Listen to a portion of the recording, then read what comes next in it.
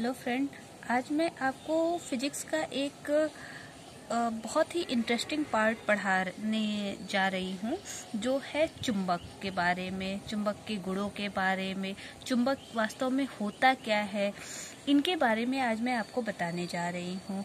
चुंबक एक काले रंग का पत्थर होता है, जैसा कि आप सभी ने देखा है, और चुंबक के अंदर गुण होता है कि यह लोहे को अपनी ओर आकर्षित कर लेता है। चुंबक का ये जो गुण होता है लोहे को अपनी ओर आकर्षित करने का, उस गुण को ही हम कहते हैं चुंबकत्व। उसे हम क्या कहते हैं? चुंबकत्व कहते हैं। ठीक है, यह एक लोहे का ऑक्साइड होता है जिसका सूत्र होता है Fe3O4। प्रकृति में जो चुंबक प्राप्त होता है वो उस चुंबक को हम कहते हैं प्राकृतिक चुंबक। उसे हम क्या कहते हैं? प्राकृतिक चुंबक। लेकिन इसके अंदर उतनी क्षमता नहीं होती है, उतनी शक्ति नहीं होती है जो हमें अपनी मशीनों के लिए या उपयोग करने के लिए चाहिए होती है। इसलिए हम लैब में एक चुंबक बनाते हैं जिसे हम कहते हैं कृत्रिम चुंबक। जो मानव निर्मित होता है उसे हम कहते हैं कृत्रिम चुंबक।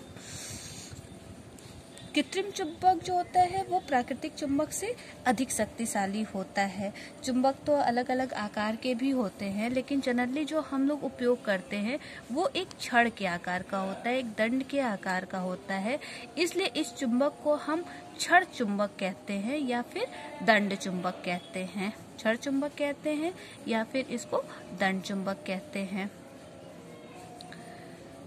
आपके पास अगर कभी एक दंड चुंबक अगर आपको कहीं से प्राप्त हो जाए तो आप उसको किसी धागे में बांध करके अगर स्वतंत्र रूप से उसको लटका देंगे तो आप ये अनुभव करेंगे कि उसके जो सिरे हैं वो हमेशा उत्तर और दक्षिण दिशा में ही रुकते हैं। किसी और दिशा में कितना भी उसको विक्षेपित कर दिया जाए, लेकिन वो किसी भी तरीके से भी घूम करके हर हाल में उत्तर और दक्षिण दिशा में ही रुकते हैं।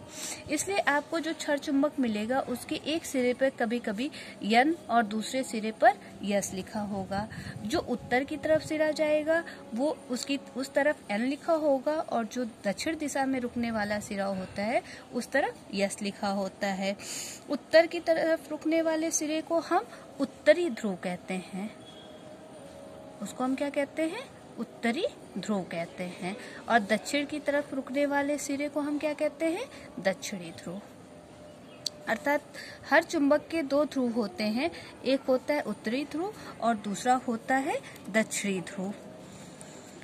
उत्तरी ध्रुव को एन से निरूपित किया जाता है और दक्षिणी ध्रुव को एस से निरूपित किया जाता है। आप सोच रहे होंगे कि अगर हम चुंबक को बीच में से तोड़ दें तो क्या होगा?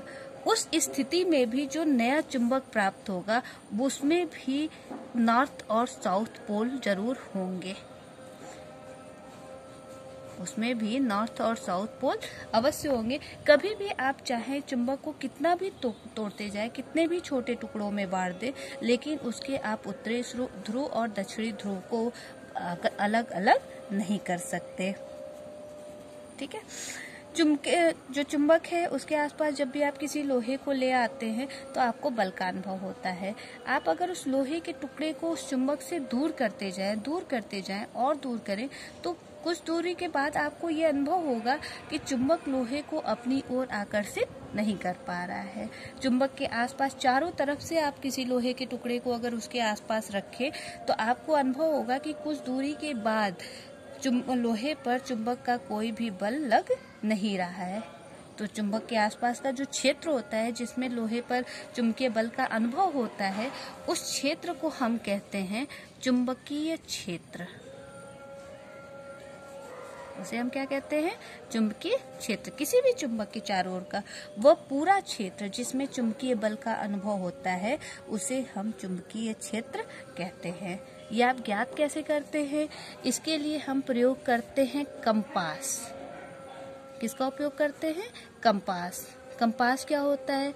कंपास एक छोटी सी डिबिया होती है जिसमें एक आधार पर एक स्वतंत्र सुई लगी होती है जो स्वतंत्रता पूर्वक चारों तरफ घूमती रहती है।